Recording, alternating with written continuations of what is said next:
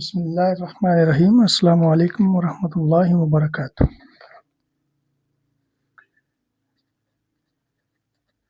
Class 6th, subject general science, unit 1 और unit का नाम है सेलुलर ऑर्गेनाइजेशन।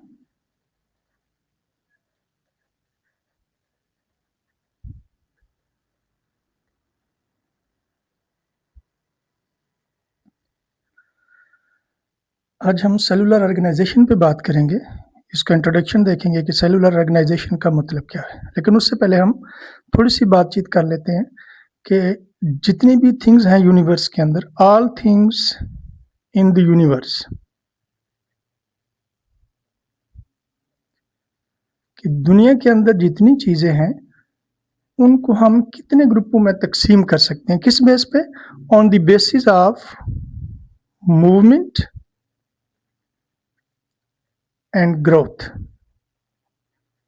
यानी इस बेस पे कि हमारे पास जो चीज़ें इर्द गिर्द मौजूद हैं यूनिवर्स के अंदर, उनमें से कौन सी चीज़ें हैं जो अपनी मर्जी से एक जगह से दूसरी जगह जा सकती हैं या उनमें ग्रोथ मौजूद होती है, उनका साइज, उनका कद बढ़ता है, और कौन सी चीज़ें हैं जिनमें मूवमेंट भी नहीं होती, वो अपनी मर्जी से एक जगह से दूसरी जगह नहीं जा सकती और उनमें ग्रोथ भी नहीं होती, यानी उनका साइज और कद नहीं बढ़ता। तो इस लिहाज से यूनिवर्स के अंदर जितनी चीज़ें हैं उनको हम दो ग्रुपों के अंदर तकसीम कर सकते हैं। Number 1 living things and number 2 non living things. और इन चीज़ों से आप काफ़ी हद तक वाकिफ़ हैं। जैसे लिविंग थिंग्स हैं, तो लिविंग थिंग्स वो चीज़ें हैं, उन चीज़ों को हम कहते हैं जो अपनी मर्जी से एक जगह से दूसरी जगह जा सकती हैं और जिनके अंदर ग्रोथ मौजूद होती है, यानी उनका कद साइज बढ़ता है। फॉर एग्जांपल अगर हम लिविंग थिंग्स की एग्जांपल लें तो ह्यूमन, इसमें इंसान आ जाता है, मैं हूँ, आप हैं। इसके अलावा सारे एनिमल्स हैं, बर्ड्स हैं, इसके अलावा प्लांट्स हैं। ये अपनी मर्जी से एक जगह से दूसरी जगह जा सकते हैं और इनमें ग्रोथ मौजूद होती है, यानी इनका साइज का वक्त के साथ साथ बढ़ता है। इसके मुकाबले में कुछ चीज़ें ऐसी हैं जिनके अंदर ये खसूसियत नहीं होती। फॉर एग्जांपल स्टोन है, डोर है, विंडो है, पेंसिल है, मार्कर है, डस्टर है, मोबाइल है, टेबल है, चेयर है। ये सारी चीज़ें ऐसी हैं जो अपनी मर्जी से एक जगह से दूसरी जगह नहीं जा सकती और इनमें ग्रोथ नहीं होती, यानी इनका कद और साइज नहीं बढ़ता। तो ऐसी सारी चीज़ों को हम क्या कहते हैं? नॉन लिविंग थिंग्स कहते हैं।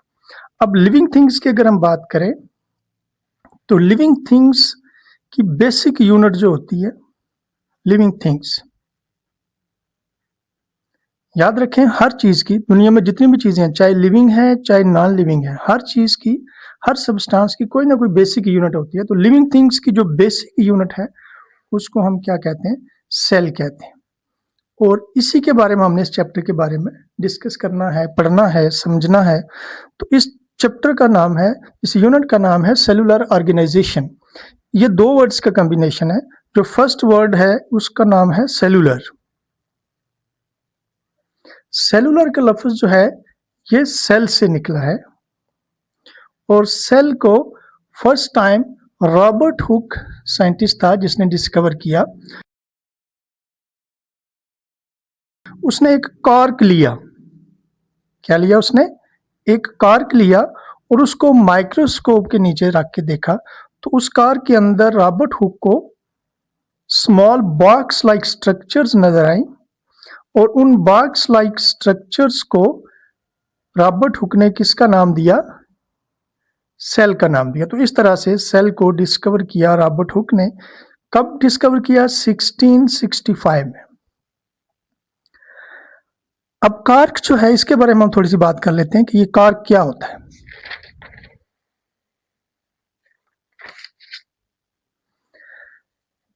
कॉर्क लिड है, ढक्कन है, जो बॉटल्स को बंद करने के लिए उनमें स्टॉपर के तौर पर इस्तेमाल होता है।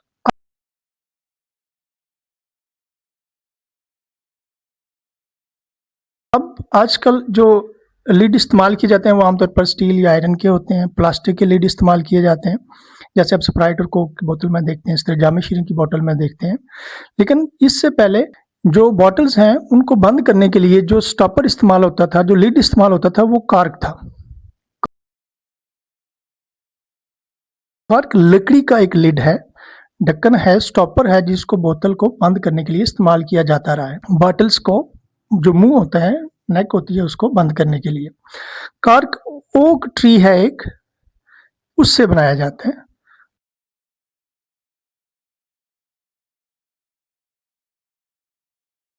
और ओक ट्री बलूत का दरख्त है, जिसे बरगद का दरख्त भी हम कहते हैं, और आमतौर पर ये पहाड़ी एरियाज होते हैं वहाँ पाया जाता है। बहुत बड़ा दरख्त होता है और इसकी जो बार्क होती है, ओक ट्री की बार्क, बार्क आउटर लेयर को कहते हैं। जो तना होता है पौधे का, उसकी जो आउटर लेयर है उसको बार्क कहते हैं। और इसकी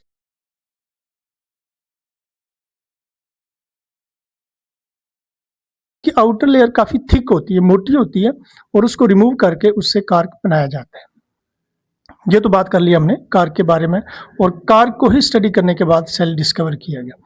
इस यूनिट का जो सेकंड पार्ट है उसका नाम है ऑर्गेनाइजेशन। ऑर्गेनाइजेशन वर्ड ऑर्गेनाइज से निकला है, जिसका मतलब ये है कि ग्रुप के अंदर चीज़ों का अरेंज होना, यानी हम ग्रुप ऑफ थिंग्स को ऑर्गेनाइजेशन कह सकते हैं, ग्रुप ऑफ थिंग्स।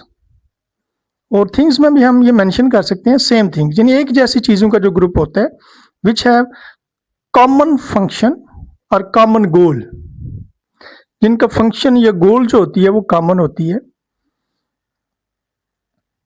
उस ग्रुप ऑफ सेम थिंग्स को हम ऑर्गेनाइजेशन कह सकते हैं।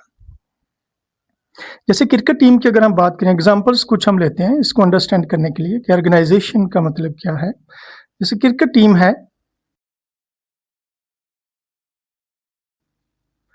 तो इसको भी हम ऑर्गेनाइजेशन कह सकते हैं। इसमें सेम टाइप के लोग, यानी सारे प्लेयर होते हैं जिनको क्रिकेट खेलना आती है, उन सबको एक टीम के अंदर सेलेक्ट किया जाता है, और पूरी टीम में सेम टाइप के लोग होते हैं, और उनका कॉमन पर्पस होता है, गोल होता है, क्या होता है कि अपनी टीम को विन करना है, मैच को जीतना है उन्होंने, और अच्छा परफॉर्म करना है। लेकिन उस टीम के अंदर भी लेवल्स होते हैं, यानी कुछ ग्रुप ऑफ पीपल ऐसे होते हैं जो सिर्फ बॉलिंग कर सकते हैं, जिनको हम बॉलर्स कहते हैं।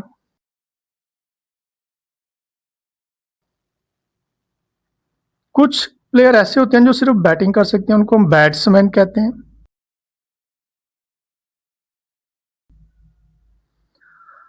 और कीपर होते हैं इसमें। और कुछ लोग जो हैं वो फील्डिंग के तौर पर अपना फंक्शन परफॉर्म करते हैं। तो ये सारे पीपल का एक ग्रुप है, यानी 3 लोग हो सकते हैं, 4 हो सकते हैं, 5 एक ही टाइप के लोग हैं, और उनका फंक्शन सेम है कि वो क्या करेंगे, बॉलिंग करेंगे। इसी तरह कुछ लोगों का जो ग्रुप है उनका फंक्शन सेम है कि वो बैटिंग करेंगे, उनको हम बैट्समैन कहते हैं। इस तरह कुछ लोग या मैन जो है वो कीपिंग के तौर पर काम करते हैं, और कुछ फील्डिंग के तौर पर गेंद को रोकते हैं, पकड़ते हैं। तो ये सारे लोग मिलके काम करते हैं, और इन सब का कॉमन फंक्शन होता है कि इन्होंने मैच जीतना है और टीम के अंदर अच्छा परफॉर्म करना है। एक एग्जांपल हम और ले लेते हैं, हाउस की एग्जांपल हम ले लेते हैं। हाउस भी एक ऑर्गेनाइजेशन है जिसमें डिफरेंट लेवल्स होते हैं। तो इसी तरह हाउस को अगर हम देखें तो हाउस की जो बेसिक यूनिट होती है जिससे मिलके हाउस बनता है, उस बेसिक यूनिट को क्या कहते हैं, ब्रिक कहते हैं, ईंट। ब्रिक किसे कहते हैं, ईंट को कहते हैं। अब ये बेसिक यूनिट है हाउस की। जैसे शुरू में मैंने बात की कि हर चीज, चाहे वो लिविंग है या नॉन लिविंग है, हर चीज की कोई ना कोई बेसिक यूनिट होती है। और लिविंग थिंग की बेसिक यूनिट क्या है, सेल। और हाउस की अगर हम बात करें, हाउस की एग्जांपल हम ले रहे हैं, तो इसकी बेसिक यूनिट क्या है, ईंट है, ब्रिक है। अब बहुत सारी ब्रिक्स जब मिल जाती हैं तो याद रखें क्या बनता है, वॉल बनती है। और बहुत सारी वॉल्स जब मिल जाती हैं तो फिर क्या बनता है जी, शाबाश गेस करें, रूम बनता है। यानी बहुत सारी वॉल्स मिलेंगी तो क्या बन जाएगा, रूम बन जाएगा। और जब बहुत सारे रूम मिल जाएंगे तो क्या बनेगा, हाउस बनेगा।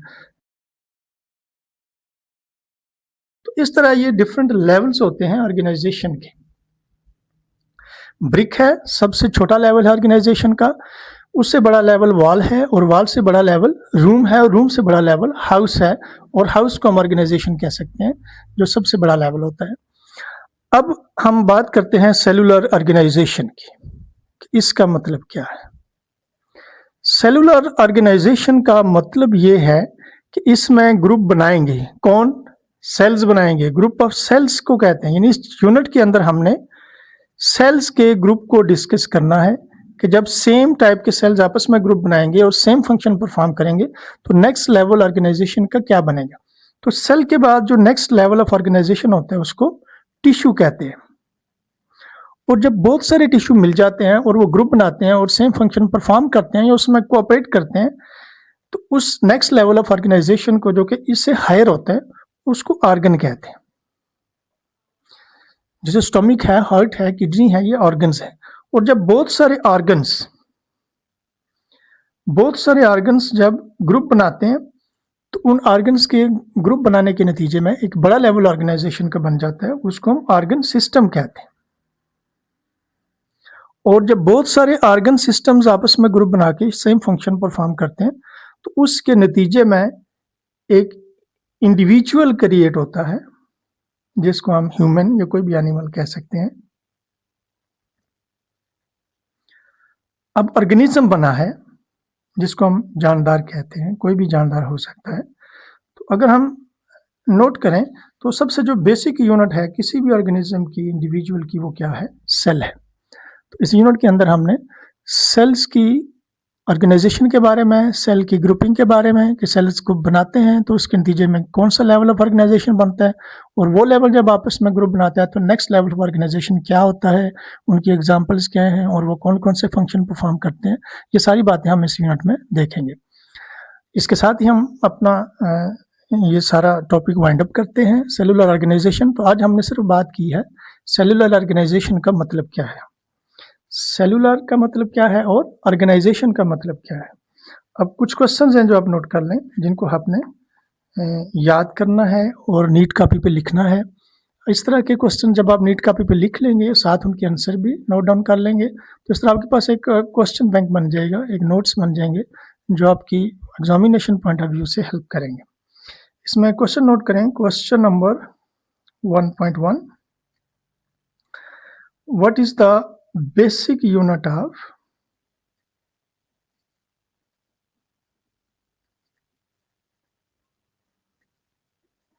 Living organisms. आपने ये बताना है कि लिविंग ऑर्गेनिजम्स जो होते हैं या लिविंग थिंग्स जो होती हैं उनकी बेसिक यूनिट क्या होती है। ये क्वेश्चन नंबर 1.1 है। Question number 1.2, who discovered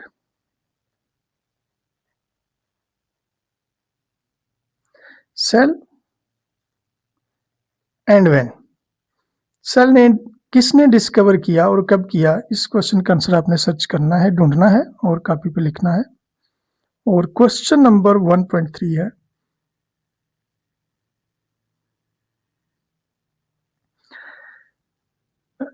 give an example of